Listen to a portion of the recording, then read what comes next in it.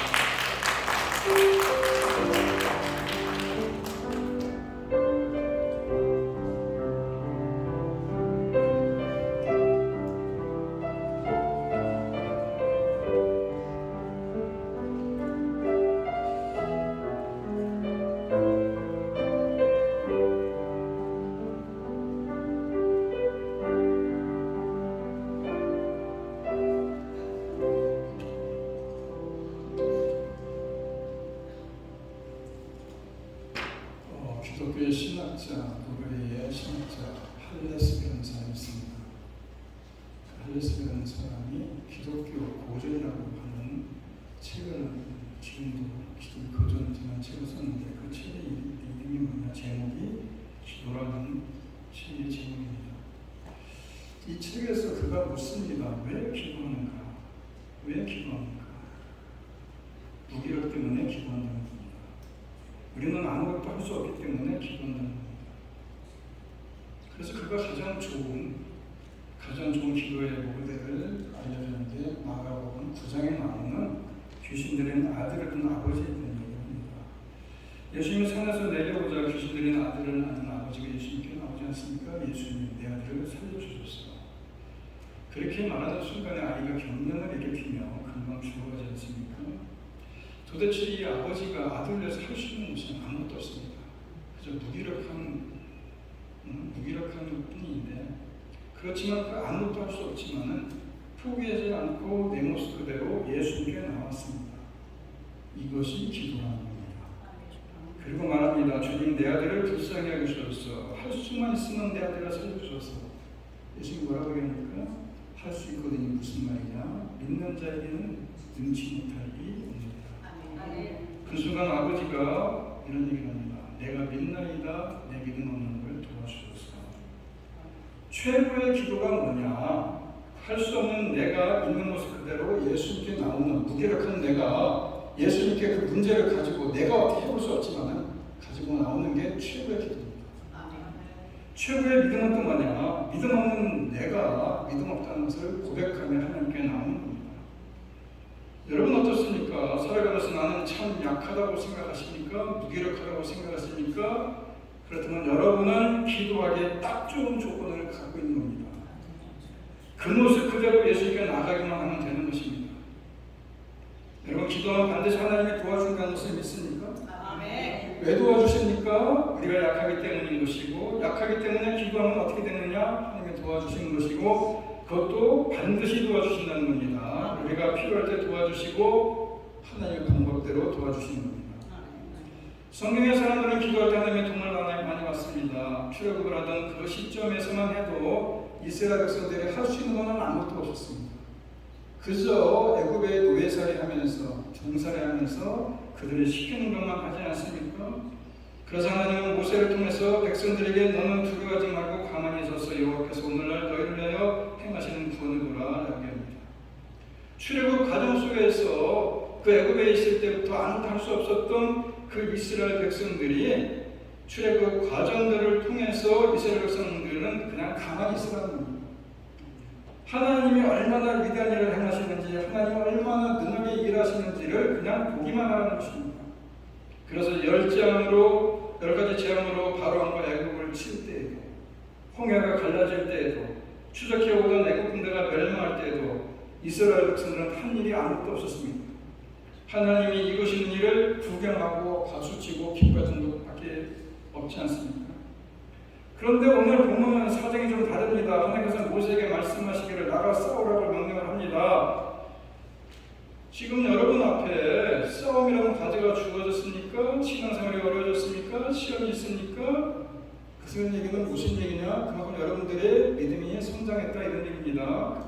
더 큰 인물을 만들어주겠다는 하나님의 약속인 것입니다. 주는 하나의 기회입니다. 우리가 구원받기 위해서 할 일은, 할 수 있는 일은 아무도 없습니다. 아무것도. 그런데 신앙생활의 승리를 위해서는 많은 싸움을 해야 된다 이런 얘기입니다. 오늘 본문으로 시작하는 8절 말씀 보게 되면 때에 아멜렉이 이르러 이스라엘과 리비데도 싸우니라 라는 말씀으로 오늘 시작합니다. 여기서 주어가 아멜렉으로 되겠습니다. 이스라엘이 리비데에 있는 상황에서 아멜렉이 싸움을 걸어온 겁니다. 싸움을 걸어오는 것은 충분히 이게 가능성이 있을 때 걸어온 거 아닙니까? 무슨 얘기입니까? 아멜렉이 이스라엘을 우습게 온 겁니다. 애굽에서 노예 생활을 하다가 갑자기 광야로 나온 백성들이 군대를 제대로 갖추고 있을 리가 없고 전투 경험이 있었던 것도 아니고 게다가 아무런 예고 없이 기습을 받지 않습니까? 8절에서 그때 아말렉이 와서 이스라엘과 리비면서 싸우니라 라고 8절에 간단히 얘기하고 있지만은 이거와 동일한 사건을 나타내는 신명기 25장 17절을 보게 되면은 아말렉 족속이 그때에 이스라엘 백성들을 어떻게 공격했는지 아주 상세하게 나와 있습니다. 너희는 애굽에서 나오는 길에 아말렉이 내게 행한 일을 기억하라. 곧 그들이 너를 길에서 만나 내가 피곤할 때에 내 뒤에 떨어진 약한 자들을 쳤고 하나님을 두려워하지 아니했다. 여기서 우리는 아말렉 군대가 오직 오랜 행진으로 해서 지쳐있는 이스라엘 백성을 둥겨서 공격했고, 특별히 기지맥히는 사람들이 대회에서 뒤로 떨어져 나갈 때마다 후방에서 그들을 기습했음을 볼 수 있는데, 이 얘기가 무슨 얘기냐? 아말렉은 그만큼 싸움을 많이 해봤고 전술에 능한 전사들이었다는 겁니다. 이 사실만 가지고도 우리는 그때는 이스라엘 백성들이 얼마나 힘든 싸움을 해야 하는지 짐작할 수 있는 거 아닙니까? 여러분, 그런데 이스라엘 백성들이 행진을 맡고 나서는 아말렉이 도대체 누구냐? 아말렉의 정체가 뭐냐?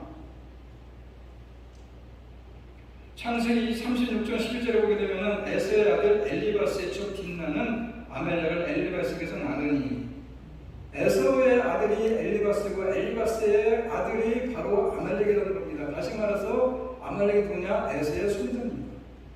그러면 에서는 누구냐? 우리가 잘 아는 대로 배고픈 창자를 치우기 위해서 파축한 그릇에 장자권을 팔아가는 사람 아닙니까? 그 당시 장자의 명분이 뭡니까? 상속권을 의미하는 것이고 제사의 권세를 의미하는 것이고 메시아의 족보를 말하는 것인데, 내가 배가 고픈데 영적인 상속대가 무슨 의미가 있더란 말이냐? 예배가 밥 먹여주냐? 하나님 나라의 가치관이 내 현실의 문제를 해결해 줄 수 있는가? 이렇게 얘기합니다. 그리고 하나님도 내 현실의 문제를 해결하기 위해 선한 존재할 뿐이지, 내가 필요 없으면 필요 없는 게 하나님이다. 영적인 무관심 속에 살아가는 사람들, 철저한 이유주의자가 바로 에서 같은 사람 아니겠습니까? 육신의 정욕과 일생의 자랑이 이것이 아말렉이라는 것입니다. 영적인 축복과 영적인 과제나 영적인 사명에는 무관심하고 늘 현실적인 문제가 크게 보이는 사람이 아말렉이라는 겁니다. 급박하게 느껴지는 것입니다. 바로 이런 사람이, 이런 사상이 에서고, 바로 이런 가치관이 아말렉의 가치관 아니겠느냐? 반면에 쌍둥이 동생 야곱은 어떻습니까? 나는 은혜 받지 않고는 살 수 없다. 주 없이는 살 수 없다. 주님의 축복 없이는 살 수 없다. 내 삶에서 하나님의 은혜를 빼고 나면 남는 것이 아무것도 없다. 하나님 중심의 사람이 야곱 아닙니까? 야곱이 하나님 중심의 사람이었다고 하면 에서는 자기 중심적인 사람이었다는 겁니다. 그런데 공교롭게도 어머니 뱃속, 이브가의 뱃속에서 이 야곱과 에서가 함께 있었습니다. 그 안에서도 싸웠다고 얘기하듯이 바로 우리 안에도 언제나 에서의 가치관과 야곱의 가치관이 맞서도 싸우는 거 아닙니까? 하나님 나라의 가치와 세상의 가치, 거룩한 마음과 육신의 성욕, 영원한 가치와 현실주의가 늘 내 안에서 싸우게 되는 것입니다. 때문에 오늘 본문의 전쟁은 우리 그리스도인들이 우리가 치러야 될 영적 전쟁의 모델이라고 할 수 있다는 겁니다. 아말렉이 어떤 존재였느냐? 그들이 하나님을 두려워하지 아니했다라고 얘기하지 않습니까? 당대를 추격했던 애국이라는 세력을 부딪히고 대를 지어서 출애굽을 했을 때에 주변 강대국들조차 이스라엘을 두려워했습니다. 저들 가운데 저들이 믿는 하나님은 살아계신 하나님인가 보다, 저들이 믿는 하나님은 대단히 위대한 분인가 보다, 하나님에 대한 경외감이 있었다는 겁니다. 넘실대는 홍해를 가르고 이스라엘 백성들이 광야를 진격해가 들어갔을 때에 추격해오던 애굽의 병거들을 물에 수양하는 모습을 바라보면서 하나님에 대한 두려움이 있었고, 그 하나님의 자녀라고 하는 이스라엘 백성들에 대한 두려움도 있었다는 겁니다. 그런데 하나님에 대한 경외감이 없고 하나님의 백성을 존중하지 못하는 족속이 바로 이 아말렉 족속입니다. 오늘 본문을 살펴보면 출애굽 이후에 처음으로 겪는 전쟁 이야기입니다. 오늘 우리가 읽은 본문은 마치 동화 속에 나오는 이야기 같습니다. 이스라엘과 아말렉이 리브에서 전쟁을 하게 됐는데, 여호수아는 군대를 통솔해서 직접 전쟁을 하고 모세는 사복대에 올라서 기도를 합니다. 그런데 모세가 손을 들면 이스라엘이 이기고 모세의 손이 내리면 아말렉이 이기게 됩니다. 모세의 팔이 피곤하게 되니까 함께 있던 아론과 훌이 한 사람 이 편에서 한 사람 저 편에서 모세의 팔을 붙잡았더니 모세의 손이 해가 지도록 내려오지 않았고 결국 이스라엘은 아말렉을 물리치고 승리하게 됐다, 이런 얘기 아닙니까? 여러분들은 이 말씀이 이해가 됩니까? 동화 같은 얘기 같아요? 그런데 기도하는 사람들은 너무나도 이 사실을 잘 압니다. 기도하는 동화 같은 일이 실제로 여러분의 삶 속에 일어나지 않습니까? 기도하면 불가능해 보이던 일이 가능해지는 것이고, 기도하는 세상 사람들이 꿈도 꾸지 못했던 기적이 여러분의 삶 속에 일어나는 것을 경험해보지 않습니까? 기도는 열쇠인 것입니다. 열쇠는 작지만은 큰 일을 하지 않습니까? 보물창고를 여는 열쇠가 있다면 작은 것이지만 엄청난 일을 하지 않습니까? 하나님의 사건을 통해서 이스라엘 백성들에게 전쟁에서 승리하는 아주 중요한 영적인 원리를 가르쳐주고 있습니다. 그리고 그것을 모세에게 일러서 기록하라고 14절에 나오지 않습니까? 세계에 기록하고 기념하라.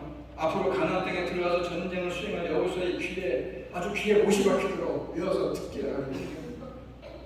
앞으로 여호수아가 끊임없는 전쟁을 반복할 때인데, 가나안을 전복 전쟁에 나갈 때인데, 그럴 때 영적 전쟁의 비밀을 가르쳐 주라는 겁니다.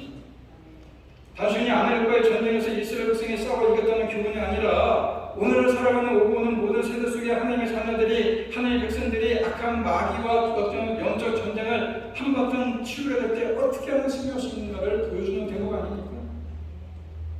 그 비밀을 우리가 가르쳐주고 있는 겁니다. 아말렉이 이스라엘을 공격하는 것을 보면 악한 사단의 전략과 비슷하지 않습니까? 여러분 보십시오. 아말렉 조수는 전면전을 시도하지 않습니다. 대신에 이스라엘 백성들이 열을 지어 가는 동안에 피곤해서 뒤에 처진 사람들을 골라 공격합니다.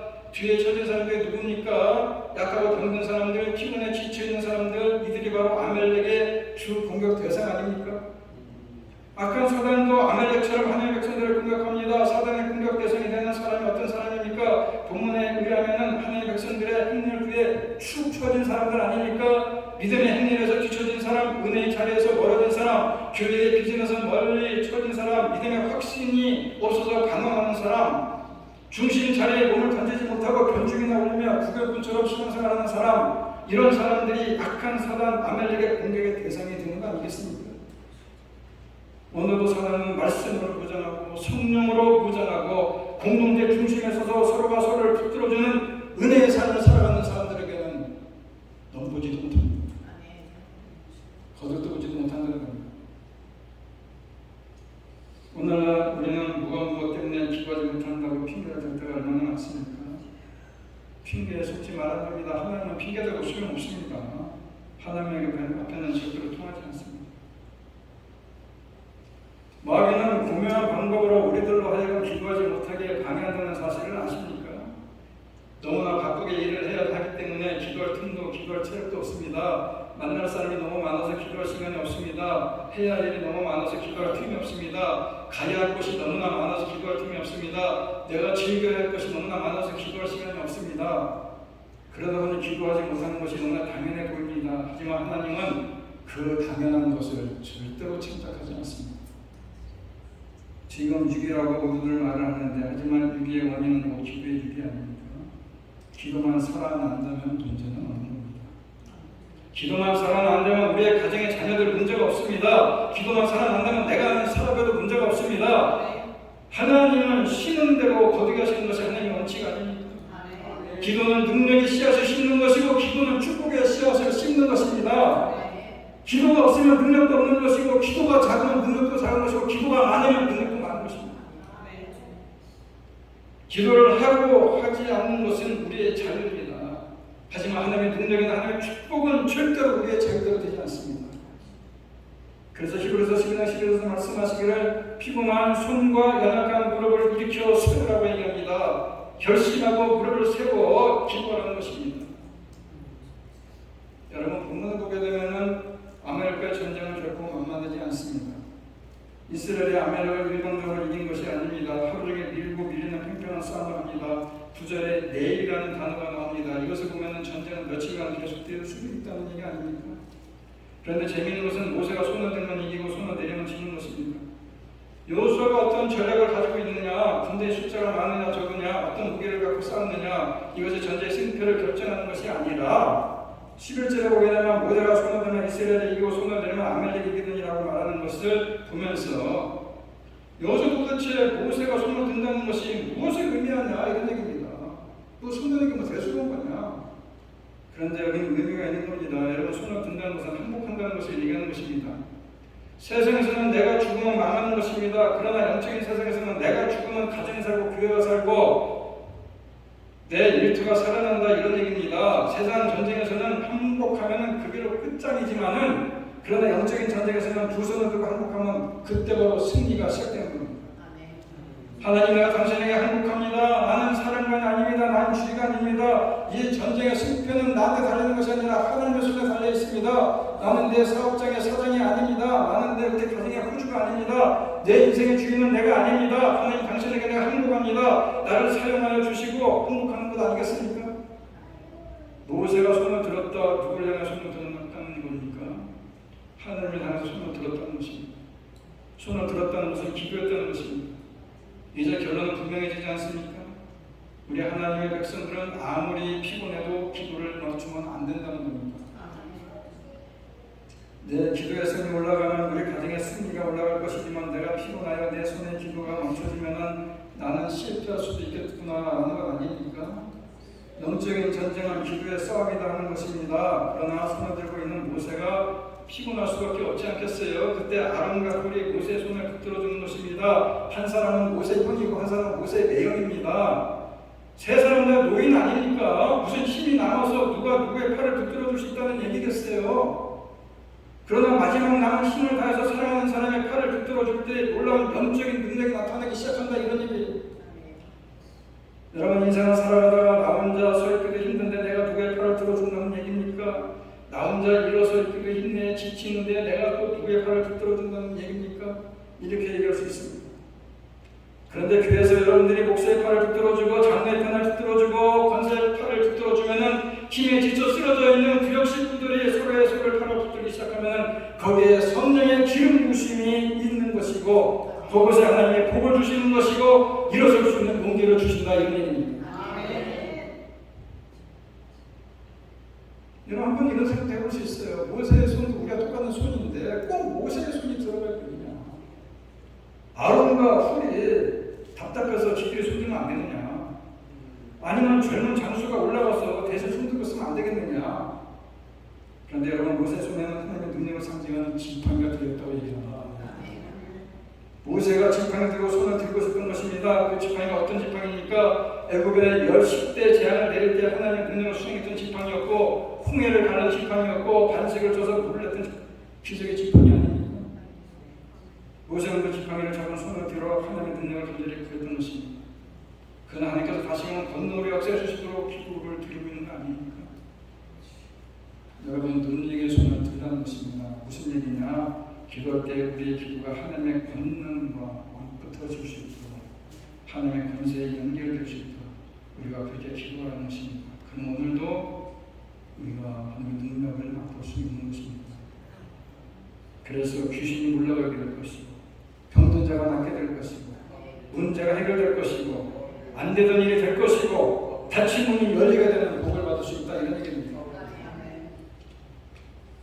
여러분의 자식이 힘없이 풀썩 쓰러질 때 어느 날 갑자기 응급실로 여러분의 아이를 안고 갈 때에 내가 해줄 수 있는 것은 아무것도 없습니다. 그 아이의 손을 붙들고 기도밖에 할 수 있는 거 아닙니까? 또 잘 되리라고 생각했던 사업이 위태로울 때 우리 주변의 소중한 사람이 비틀거리고 방황할 때 우리 가족이 남편이 삶의 좌표를 잃어버리고 흔들리고 있을 때 그때 나의 잔소리나 나의 구박은 아무런 능력이 없음으로 남지 않습니까? 하나님 앞에 나와서 엎드려 기도하는 것만이 능력이 되는 것입니다. 사람 가족의 병들어 신음하는 자식이 하나님의 능력에 사로잡힐 때만이 그에게 새 힘을 얻고 다시 일어설 수 있는 능력을 공급받는다 이런 일입니다. 여러분 이런 일들을 여러분 경험하지 않습니까? 서로를 위해서 붙들어주고 기도해 줘야 되는 것입니다. 모세가 아말렉과 싸움에서 취했던 조치는 두 가지입니다. 첫 번째 조치는 여호수아가 군인들을 이끌고 골짜기로 내려가서 아말렉과 맞싸우는 골짜기 전쟁이고 두 번째 조치는 모세 자신은 아론과 훌을 데리고 언덕 위에 올라가서 전쟁에 참여하지 않는 대신에 산꼭대기에 올라가서 손을 들고 기도하는 상위의 전쟁이었습니다. 골짜기 전쟁과 상위의 전쟁 양면 갈등이 함께 조화를 이룰 때에 그리스도의 삶은 영적인 전쟁에서 능력으로 나타나는 것이고 열매를 맛볼 수 있는 것입니다. 많은 사람들이 골짜기 전쟁만 하면 된다고 생각합니다. 여호수아의 전술, 여호와의 작전, 그들을 가지고 쐈던 무기, 군인의 숫자 이것이 전쟁의 승리를 이끌 거라고 생각합니다. 물론 그것도 중요할 수 있습니다. 그런데 그것만 가지고 이길 수 없다는 사실을 오늘 본문은 우리들에게 명명백백하게 가르쳐주고 있지 않습니까? 또 다른 하나의 전쟁이 있다면 언덕 위의 전쟁인 겁니다. 삶의 전쟁인 것입니다. 기도의 전쟁이 있음을 알아야 되는 것입니다. 또 일부 사람들은 골짜기 전쟁을 무시하고 산의 전쟁만 있으면 이길 수 있다고 생각하고 문제가 있을 때마다 돗자리에 싸가지고 기도한다고 금식한다고 참고 기분이 올라가도 문제가 해결될 수 있다고 생각하지만, 그런데 하나님은 물론 그런 일들로 인해서 은혜를 베풀어 주시기도 하지만은 그것이 현실 도교적인 기도라고 한다면, 자신이 형편없는 모든 문제를 하나님이 전가하는 기도라면 그 기도는 능력으로 이루어질 수 없는 겁니다. 상해의 전쟁과 함께 산 아래에서의 책임을 감당할 때에 자신이 해야 될 모든 일들을 감당하고 그리스도인들의 신앙의 안심을 가지고 살아갈 때에 우리들이 산 위에서 한 전쟁이 바로 여러분들의 삶 속에 능력으로 나타날 수 있다는 겁니다. 골짜기 전쟁과 산의 전쟁이 조화를 이룰 때에 우리의 기도는 능력 있는 기도가 되는 것입니다. 어떤 사람들은 그렇게 얘기합니다. 교회 생활만 잘하면 되냐? 그런 얘기 함부로 하는 게 아닙니다. 그 얘기는 신앙생활을 열심히 하는 사람들이, 죽어라 기도하는 사람들이, 몸바쳐 헌신하는 사람들이 우리가 교회 생활만 잘해서 되나? 그러면서 우리가 세상에 내려가서 잘 싸워야지, 그렇게 얘기하는 것인데, 그런데 기도해보지 않은 사람이, 헌신하지 않은 사람이 하나님 앞에 임재가 무엇인지, 능력이 무엇인지, 말씀의 권능이 무엇인지 알지 못하는 사람이 교회 생활만 잘하면 되나? 그렇게 얘기할 수는 없는 겁니다. 우리가 이제 산 위의 싸움에서 승리했다면 이제 세상으로 내려가서 우리가 달라진 삶을 사는 것, 그것이 여호수아의 싸움이다. 산 아래 땅의 싸움은 교회 생활에 승리했으면, 기도에 승리했으면, 예배드렸으면 이제 가정생활에 승리를 하라. 사업에 승리를 해야 되지 않겠느냐, 사회생활에 승리해야 되지 않겠는가, 이런 얘기 아닙니까? 그래서 우리가 이 땅에 살면서도 최선을 다해서 살아야 되고, 또 우리가 순간순간 우리가 무기력함을 느낄 때마다 하나님 앞에 나와서 엎드려 기도하는 것이, 그것이 바로 산 위의 싸움 아니겠느냐. 산 위의 싸움과 산 아래의 싸움, 산 위의 싸움과 골짜기 싸움, 조화를 이루어야 된다, 이런 얘기입니다. 출애굽기는 불평으로 가득 찬 책입니다.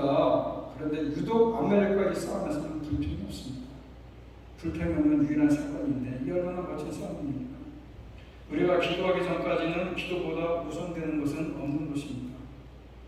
하나님의 임재에 사로잡히기 전까지는 기도보다 더 능력 있는 것은 없다는 이런 일입니다. 우리가 기도의 흥건이 젖어들기 전까지는 기도보다 더 우선되는 것은 없다는 것입니다.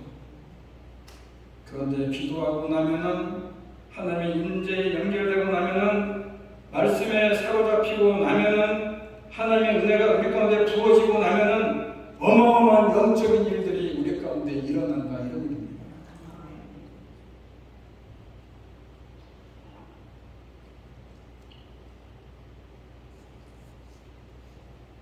이런 우스갯소리가 있습니다. 거북이 한 마리가 하늘로 올라가고 있었습니다. 한참 가다 보니까 지렁이도 저도 하늘 가겠다고 꿈틀거리면서 기어갑니다. 저게 어느 세월에 하늘 가겠습니다 해서 야 타라 그랬어요. 지렁이가 거북이 등에 탔습니다. 또 한참 가는데 군뱅이라는 놈도 저도 하늘 가겠다고 몸을 뒹굴면서 뚱뚱거리고 있습니다. 불쌍해서 야 너도 타. 군뱅이가 거북이 등에 탔더니 지렁이 먼저 탄 지렁이가 군뱅이한테 이런 얘기를 합니다. 야 꽉 잡아. 되게 빨라. 번개 같아. 잘못하면 떨어져. 그러더라는 겁니다. 여러분, 지렁이가 결과하는 거나 군뱅이가 결과하는 거나 거기에 되면 거북이가 빠를 수는 있을지 모르겠지만 거북이가 빨라가지고 거북이 아닙니까?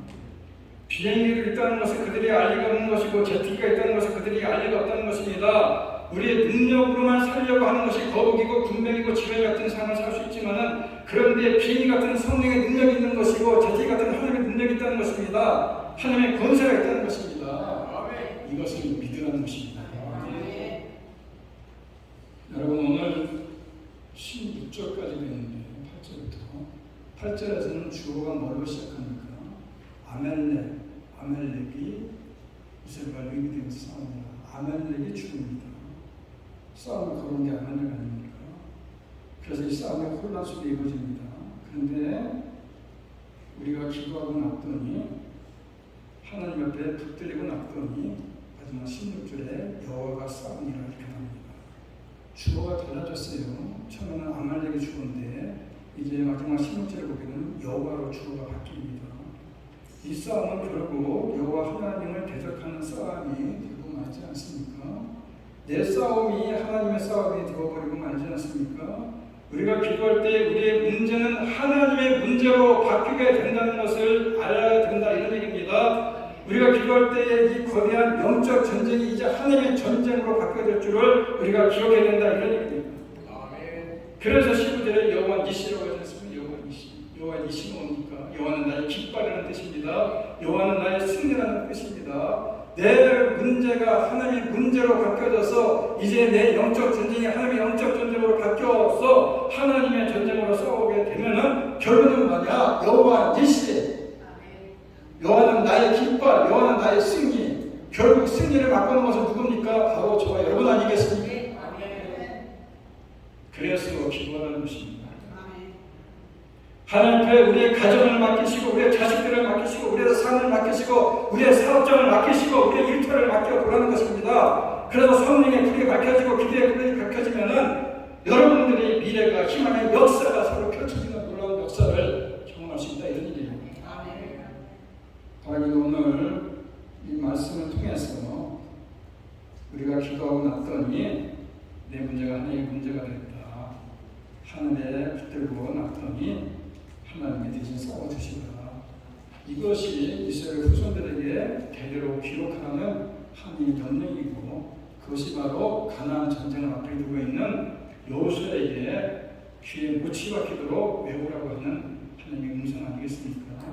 우리도 혼자만 세상 속에 살아갑니다. 점점 기도가 필요하고 영적 전쟁이 참 우리 앞에 기다리고 있는 이 혼자만 세상 속에 살아가지만은 우리가 어떻게 해야 될 것이냐? 바로 우리가 하나님 앞에 문제를 가지고 나오고 기도의 자리에 서게 된다면 우리들의 문제가 처음에는 우리들의 문제가 되지만은 하나님의 문제가 바뀌어지고 우리들의 싸움이 하나님께서 싸워주시는 싸움이 된다는 사실을 기억하면서 우리가 모든 문제를 가지고 하나님 앞에 나올 수 있는, 그래서 나는 아무것도 없고 무기력하지만은 모든 것을 전능하신 하나님 앞에 가지고 나올 때에 마가복음 9장에서 말씀하신 대로 이런 유가 나가는 것은 기도밖에 없다고 하는 말씀처럼 우리가 이 기도를 통해서 우리가 이 놀라운 능력들을 공급받고 하나님의 놀라운 역사, 하나님의 승리를 맛볼 수 있는 저와 여러분의 삶이 되기를 간절히 바랍니다.